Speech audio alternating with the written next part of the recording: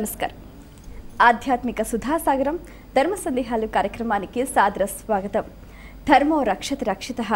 ధర్మాన్ని రక్షిస్తే ఆ ధర్మం మనల్ని రక్షిస్తుంది. ధారయతి ధర్మ అని అంటుంటారు. ధర్మబద్ధంగా ఎవరైతే జీవితాన్ని గడుపుతారో వారికి సద్గతి లభిస్తుంది అని పురాణ వచనం. దానికి అనుగుణంగానే నిత్య జీవితంలో చాలామంది చాలా రకాలుగా ధర్మాలని ఆచరిస్తుంటారు. చాలా సందర్భాలలో ఇది చేయవచ్చో చేయకూడదో, చేస్తే ఏమవుతుందో, చెయ్యకపోతే ఎలాంటి పరిణామాలు సంభవిస్తున్న సందేహాలు చాలామందిని కలవరపెడుతూ ఉంటాయి. అటువంటి వారి ధర్మ సందేహాలకు చక్కటి శాస్త్రీయ సమాధానాలు అందించడానికి మన ముందున్నారు ప్రముఖ ఆధ్యాత్మిక యాత్రికులు, జ్యోతిష శాస్త్ర నిపుణులు, మీ అందరికీ సుపరిచితులైన డాక్టర్ కాకనూరు సూర్యనారాయణ మూర్తి గారు. వారితో మాట్లాడి మరిన్ని విషయాలు వారి మాటలు తెలుసుకుందాం. ఈనాటి కార్యక్రమాన్ని ప్రారంభిద్దాం. నమస్కారం అండి. నమస్కారం అమ్మా. మొదటి ఉత్తరం చూద్దామండి. కాశీ నుంచి నందిని రాస్తున్నారు. ఇంటికి వాస్తు ఉంటుంది, వస్తువులకు వాస్తు ఉంటుందా తెలియచేయగలరు అంటూ రాస్తున్నారు. ఇల్లు వాస్తుగా ఉండడం, వాస్తు లక్షణాలకు అనుకూలంగా ఉండడం అంటే అర్థం ఇంట్లోకి వచ్చేటటువంటి వాయువు సక్రమంగా వస్తూ ఉండడం, ఎండ, నీరు, గాలి లభ్యత సక్రమంగా ఉండాలి అనుకోవడం, ఆయా ప్రాంత భౌగోళిక లక్షణాలకు అనుగుణంగా ఇల్లు నిర్మించుకోవడం, ఇది వాస్తు. వాస్తువులకు సంబంధించిన ఆలోచన చేస్తే నీరు నింపుకునేటువంటి పాత్ర గుండ్రంగా ఉండాలి, కింద ఆధారంగా ఉండాలి. ఆధారం లేకపోతే ఆ నీరు నింపిన పాత్ర తొణికిసలాడుతుంది, బోర్లా పడుతుంది. గ్లాసు పెద్దగా ఉండాలి, మంచినీరు తీసుకునే నిమిత్తమై. టీ తాగే గ్లాసు చిన్నగా ఉండాలి.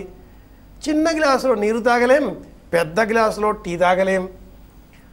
ఆలోచన చేస్తే పాలు కాగబెట్టే గిన్నెలో టీ కాఫీలు చేయకూడదు, సాంబార్ చేయకూడదు. సాంబార్ చేసేటటువంటి గిన్నెలో పాలు కాగబెట్టకూడదు. పాత్రోచితమైన లక్షణం అంటుంది సంప్రదాయం. వంట ఇంటి రహస్యాలు ఇవన్నీ కూడా. వంట చేసే పదార్థానికి 3 విధాలుగా దోషాలు ఆపాదింపబడతాయి అంటుంది శాస్త్రం. మహాభారతంలో భీష్ముల వారు ధర్మరాజుకు ఉపదేశం చేస్తారు. అన్నదుష్టం త్రివిధం అని చెబుతూ వస్తుదుష్టం, స్వభావదుష్టం, పాత్రదుష్టం అంటాడు ఆయన. అన్నం 3 విధాలుగా దుష్ట లక్షణాన్ని పొందుతుంది. మొదటిది వస్తుదుష్టం. సహజంగానే కొన్ని పదార్థాలు మనిషిలో ఉద్వేగాన్ని, ఉద్రేకాన్ని, కోపాన్ని, అసూయను పెంపొందించేవి అయిన లక్షణాలు కలిగి ఉంటాయి. లక్షణాధికములు, ఎల్లిపాయ, ఉల్లిపాయ ఇలాంటివి. ఇది వస్తు దుష్టం. మేలు కలిగించేవే ఔషధ రూపంలో స్వీకరిస్తే, అతిగా సేవిస్తే దురర్థమే. రెండవది స్వభావ దుష్టం. వంట చేసేటటువంటి వ్యక్తి గుణగణాలు ఆ వంటకు ఆపాదింపబడతాయి. ఒకనాటి కాలంలో స్నానం చేసి వంట చేసేవాళ్ళు. ఇప్పుడు వంట చేసి చెమట పోతుంది అని ఆ తర్వాత స్నానం చేస్తున్నారు. అందుకంటే ముందు ఆ పదార్థం వంట పడింది కదా, సకల దుష్టగుణాలు ఆపాదింపబడతాయి. ఇవన్నీ ఎందుకు చెప్తున్నాను అంటే పాత్రలకు సంబంధించినటువంటి వాస్తు ఉంటుందా, ఇదిగో 3వదే. ఇది స్వభావ దుష్టం ఎటువంటిదో ఆ పాత్రకు సంబంధ దుష్టత్వాన్ని ఈ వస్తుగతమైన లక్షణం అందజేస్తుంది. ఏ పదార్థాన్ని ఏ పాత్రలో పచనం చేయాలో ఆ పాత్ర అందుకే నిర్దేశింపబడి ఉంటుంది. ఉద్ధరణ ఒక గిన్నెలో వేస్తే ఆ గిన్నెలో ఏ నీరు పోసినా అది తీర్థమనే మనం భావన చేస్తాం. శంఖంలో ఏ నీరు పోసినా తీర్థం అవుతుంది అని భావన చేస్తాం. ఉచితత్వంతో కూడుకున్న లక్షణం ఇది. కనుక పాత్రలకు కూడా లక్షణం ఉంటుంది. ఏ పాత్రలో ఏ విధంగా పదార్థం వంట చేయాలో ఆ పాత్రలో ఆ విధంగానే పచనం చెయ్యాలి. కనుక విషయాన్ని ఇంకా విశ్లేషణ చేస్తే ప్రశ్నలు అడిగినట్లుగా వస్తువులకు కూడా స్వభావం ఉంటుంది. వంట ఇంటిలో అద్దం తీసుకువెళ్ళి పెట్టకూడదు. చదువుకునే గదిలో వంటలు చేయకూడదు. ఎక్కడి పదార్థంలో ఎక్కడి వస్తువులో అక్కడి పదార్థాలు అక్కడి వస్తువులు అక్కడే ఉండాలి. పడుకునేటటువంటి గది శయనశాల, బెడ్రూమ్ అంటాం. ఆ బెడ్రూమ్లో మంచం మీద కొంతమంది భోజనం చేస్తూ ఉంటారు. అది డైనింగ్ టేబుల్ లాగా వాడుకుంటూ ఉంటారు. ఉచితమేనా? చేయకూడదు కదా. కొంతమంది డైనింగ్ టేబుల్ మీద కూర్చొని ఒళ్ళో కంచం పెట్టుకుని తింటూ ఉంటారు. బకాసురుడు ఇటువంటి వాళ్ళ వ్యవహారాలను చూస్తూ ఉంటాం, చిత్రపటాల్లో కనిపిస్తూ ఉంటారు. కూర్చొని వ్రాసే నిమిత్తమే ఉండే బల్ల భోజనం కోసం వినియోగిస్తామా? ఏ పాత్రను, ఏ వస్తువును దాని అవసరాలకు, దాని ఉపయోగాలకు తగ్గట్లుగానే వినియోగించాలి, కానీ మన ఇష్టం వచ్చినట్లుగా వినియోగించకూడదు. ఇది శాస్త్రం చెప్పే అంశం. నిజంగానే ఉంటుంది తల్లి, గమనిస్తే తెలిసే అంశం ఇది. మరి ఉత్తరం చూద్దామండి. శేఖర్ వైజాగ్ నుంచి రాస్తున్నారు. నదులలో పురుష నదులు ఉన్నాయా? ఉంటే అవి ఏవి తెలియజేయగలరు అంటూ రాస్తున్నారు. నదీ నదములు అని చెబుతూ ఉంటారు. నదీ నదములలో ఆయా నదులు ప్రవహించే దిక్కును అనుసరించి ఈ పేర్లు ఏర్పడ్డాయి. నిజానికి నదులన్నీ కూడా స్త్రీనామంతో ఉన్నవే అని చెప్పాలి. నదీనాం సాగరోగతి. అన్ని నదులన్నీ సముద్రుడిలో కలవవలసినవి కనుక సముద్రుడు పురుష స్వరూపము, నదులన్నీ కూడా స్త్రీవాచకంగానే చెప్పబడ్డాయి. నదీ నదములు అని విని పురుష స్త్రీ రూపములుగా ఉన్నాయా అన్న వివేచన కూడా కొందరు చేస్తూ ఉంటారు. అలా లేవు.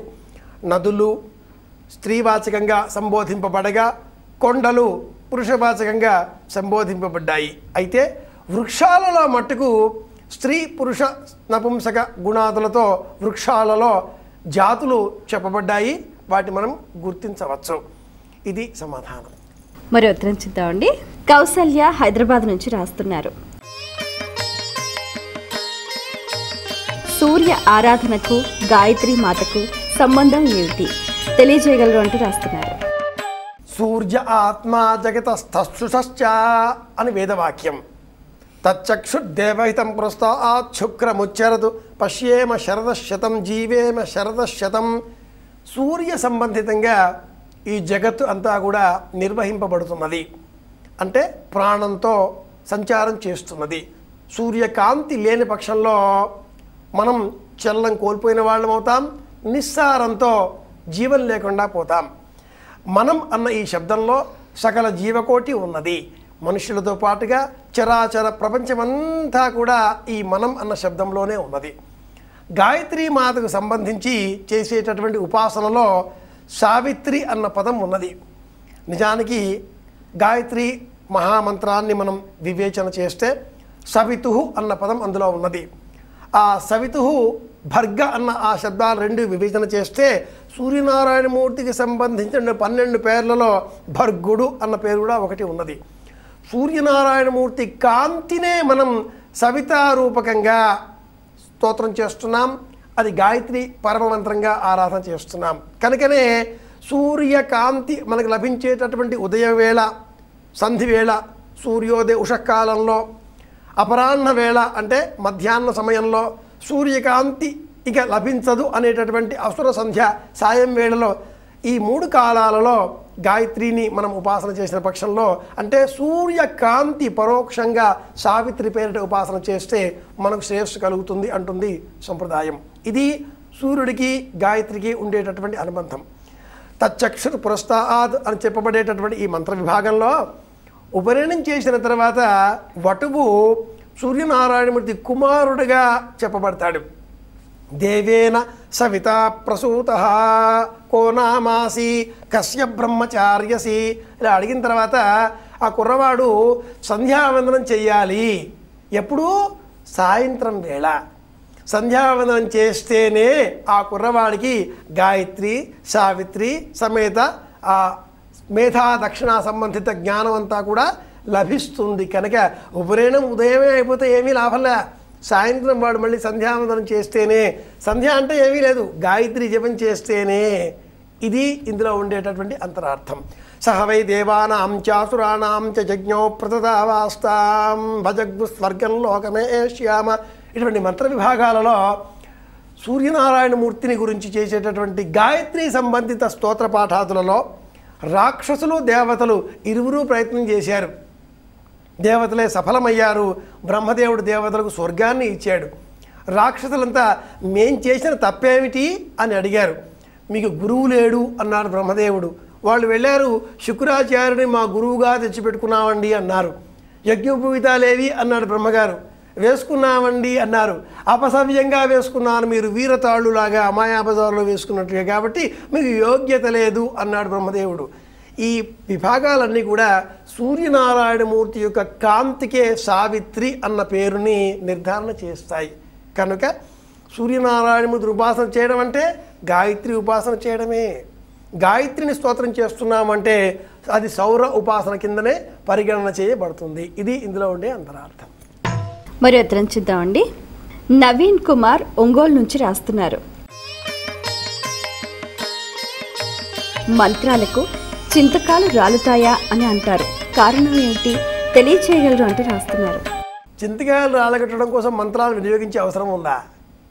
చింతకాయలు రాలగొట్టడానికి మంత్రాలు కావాలా? ఇక్కడ చింతకాయలు అంటే అర్థం చింతన, ఆలోచన. చితి చేరే వరకు మనిషికి చింతన వదలదు, ఆలోచన వదలదు. నిరంతరం కూడబెట్టుకోవడం, అది పుణ్యం కావచ్చు, పాపం కావచ్చు, డబ్బు కావచ్చు, కీర్తి కావచ్చు, కూడబెట్టుకోవడమే చింతన. ఒకటో రెండో కార్యక్రమాలు ఇస్తే సరిపోతుందా? లేదు. అన్ని కార్యక్రమాలు నేనే ఇవ్వాలి, అన్నిటా నేనే గర్వించాలి, ఇది కీర్తికాంక్ష. ఒకటో రెండో అవసరమైనంత డబ్బు సరిపోతుందా? లేదు. అపరిమితంగా డబ్బు కావాలి, ఇది చింతన, ఆలోచన. ఇది పెంచుకోవడం అన్నది దేహం ఉన్నంతకాలం సహజమే. దీన్ని విడగొట్టుకోవాలి అంటే మట్టుకు మంత్రాలు కావాలి, జపం కావాలి, సాధన కావాలి. మనస్సులో నిరంతరం పరమాత్ముడి పైన లగ్నం చేసిన ఒక మంత్రాన్ని తదేక దీక్షతో మననం చేస్తూ ఉంటే కోరుకున్నది అవుతుంది. ఎలా అంటే దవీయాం సందీనం స్నపతి కృపయా మామపి శివే అంటారు సౌందర్యలహరిలో. కోరుకుంటే ఏది కోరుకుంటున్నామో అది సాధించేటటువంటి లక్షణం, సాధించి పెట్టేటటువంటి లక్షణం మంత్రానికి ఉంది, ఖచ్చితంగా కూడా ఉంటుంది. విశ్వాసంతో ఇది కావాలి అని అనుకుంటే ఎందుకు కాదండి? ఆధునికులు, శాస్త్రజ్ఞులు ఈ కొత్త భాషనే చెబుతూ దాన్ని మరొక విషయంలో టెలిపతి అని, క్లెయిర్వాయన్స్ అని, దూరంగా ఉండే వాళ్ళని ఆకర్షించడమని, వశీకరణమని రకరకాలుగా చెబుతూ ఉన్నారు. ఎక్కడో ఉండేటటువంటి వాళ్ళకి ఏదో మేలు కలగాలి అన్న ఉద్దేశంతో ఇక్కడ మనం జపం చేసి వారికి మేలు కోరుకుంటే వారికి మేలు అవుతుంది. జపనీస్ పరిభాషలో దీనికి రేకి అని పేరు. వాళ్ళు దీనికి MBBS డాక్టరేట్ కూడా ఇస్తున్నారు, డాక్టరేట్ పట్టా కూడా ఇస్తున్నారు. ఎక్కడో ఉండే వాళ్ళకి మేలు కలగాలి అని వీళ్ళు ప్రార్థన చేస్తే, ప్రార్థన చేసి చేసి చేసి చేసి ఆ చేత్తో ఇలా తాకితే వాళ్ళకు మేలు కలుగుతుంది, స్వస్థత చేకూరుతుంది. ఇది కూడా డాక్టరేట్లుగా అంగీకరిస్తున్నారు, దీనికి సర్టిఫికెట్లు ఇస్తున్నారు. సనాతన భారతీయ సంప్రదాయం ఏనాడో ఈ విషయాలు చెప్పింది. కనుకనే మంత్రము అన్నది. నమంత్రమక్షరం నాస్తి, మంత్రం కాని అక్షరం ఈ ప్రపంచంలో లేదు. అక్షరము నాశనము కానటువంటిది ఆలోచన. కనుక సవ్యమైన ఆలోచన పెంచుకుందాం, సవ్యమైన మార్గంలో ప్రయాణం చేద్దాం. చింతన గురించి దూరం ఎలా కావాలి అని మంత్రం చెప్దాం, అంతేగాని కరివిజయ చింతకాయలు రాలగొట్టడానికి కర్రముక సరిపోతుంది, మంత్రాలు కావాలా? మరో ఉత్తరం చూద్దామండి. గాయత్రి ఈమెయిల్ ద్వారా రాస్తున్నారు. పాసం అంటే ఏమిటి? మనుషుల మధ్య ఉండేది, దేవుడి దగ్గర ఉండేది పాసం ఒకటేనా? తెలియచేయగలరు అంటూ రాస్తున్నారు. లలిత సహస్రనామావళిలో ఒక నామం ఉంది. రాగస్వరూప పాశాధ్యాయ నమః మనోరూపేక్ష కోదండ పంచతన్మాత్ర సాయిక చెబుతూ ఉంటాం మనం. పాశము, గణపతి చేతిలో కూడా ఒక పాశం ఉంటుంది. పాశాం కుశధరం దేవం ధ్యాయేత్ సిద్ధి వినాయకం అని స్తోత్రం చేస్తాం మనం భాద్రపద మాసంలో చెబుతున్నాడు. పాశము తాడు అంటుంది తాత్కాలికమైన భౌతికమైన అర్థం. పాశము భవబంధము, బంధనము. బంధనాల నుంచి విముక్తి పొందగలగడమే ముక్తి, ముచిల్ మోక్షణే. ఈ బంధనాలు ఏమిటివి? ఆలుబిడ్డలు మాయ, అన్నదమ్ములు మాయ, సతులు మాయ, సద్గతులు మాయ అంటారు వేమన్న గారు. మనకు ఈ లోకంలో అన్నీ కూడా బంధనాలే. తల్లి, తండ్రి, భార్య, పిల్లలు, సంసారము, ఇల్లు, ఆస్తి, కూడబెట్టినటువంటి సమస్త సంపదలన్నీ కూడా బంధనాలుగానే ఉంటాయి. వీటన్ని నుంచి కూడా విముక్తి పొందగలగాలి. ఇవన్నీ నావి కావు, ఈ శరీరం చేత నిర్వహింపబడుతున్నవి. శరీరంలో ఉన్న నేను వేరే. శరీరాన్ని విడిచిపెట్టిన మరుక్షణం మరో శరీరాన్ని వెతుకుంటూ వెళ్లాల్సింది నేనే, లేదా పరమాత్ముడిలో లీనమై అనంతమైన ఆనందాన్ని పొందవలసింది నేనే. ఆ నేను వేరే, ఈ శరీరం వేరే అన్న ఆలోచన పెంచుకునే నిమిత్తమే బంధనాల నుంచి మోక్షం ఎలా వస్తుందా అని ఆలోచన చేయడం భవబంధనాలు అంటారు. కనుక అనురాగము ఒక పాశము.